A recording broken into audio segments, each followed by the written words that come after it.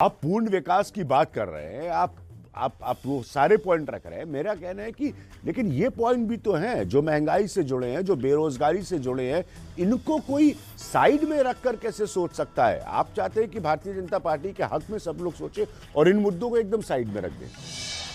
हम जानते हैं महंगाई आई है और यह क्यों आई है उसका बहुत व्यापक विश्लेषण है, उस पर मैं नहीं जाऊंगा।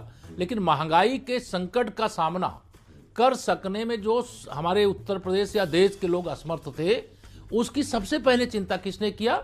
देश के प्रधानमंत्री माननीय श्री नरेंद्र मोदी जी ने किया।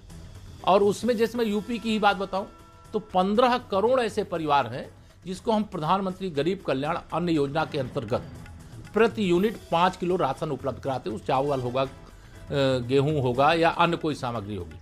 पैकेटों पे भी नरेंद्र मोदी के फोटो ताकि वोट मिल सके।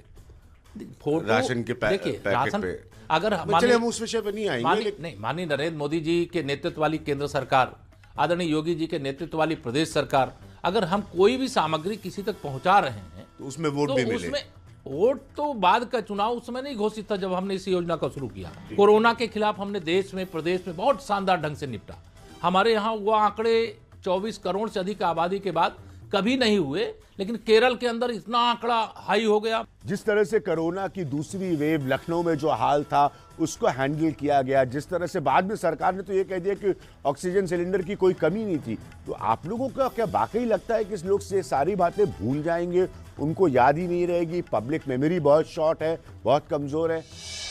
मुझे मालूम है जो हालात थे, यह सब लोग जानते हैं कि अगर भाजपा नहीं होती, योगी जी के नेतृत्व में यूपी में हमारी सरकार नहीं होती, तब क्या हालात होती। हमारे जब इसकी कल्पना करते भाजपा तो ये डिनायल की नहीं, तो ऑक्सीजन के सिलेंडर की कमी नहीं थी, तो ये सरकार तो यहाँ तक डिनायल पे आ गई। आज जब ऐसी कोई वेव की आशंका नहीं थी और जब आज तीसरी वेव के पहले हम लोगों ने तैयारी अब की है, आज उस समय भी किया है, जितनी मजबूती के साथ हमने उस समय दूसरी वेव का सामना किया है, उतना अच्छा देश के अंदर मैं समझता हूं देश के किसी प्रदेश पर सवाल उठाना उचित नहीं है, लेकिन उत्तर प्रदेश ने सबसे अच्छा काम किया। केशव जी, एक लास्ट पॉइंट कि आपकी बीजेपी के ब्रांड और हिंदुत्व वाली कट्टरवादी छवि भी है, आपका विश्व हिंदू परिषद के बैकग्राउंड से आप आते हैं, साथ में आप पिछड़ों की राजनीति का भी चेहरा है, तो क्या दोनों को बराबर लेकर चलना ये चुनौती है, ये इम्तिहान से आपको चुनाव में गुजरना है? क्या है कि जाकी रही भावना जैसी, प्रभु मूरत देखी तिन तैसी। हम अयोध्या का व्यापक विकास कर रहे हैं।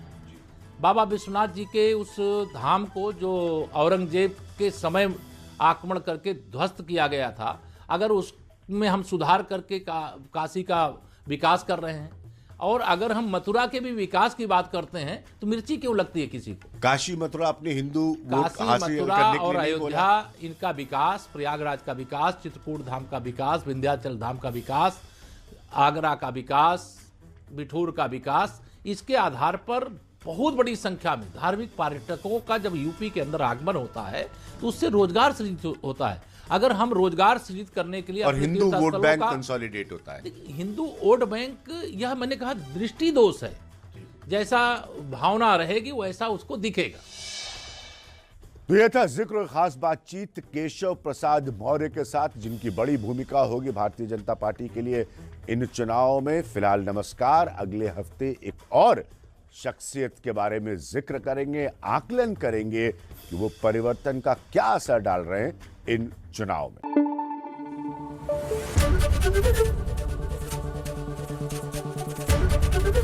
एबीपी न्यूज आपको रखे आगे।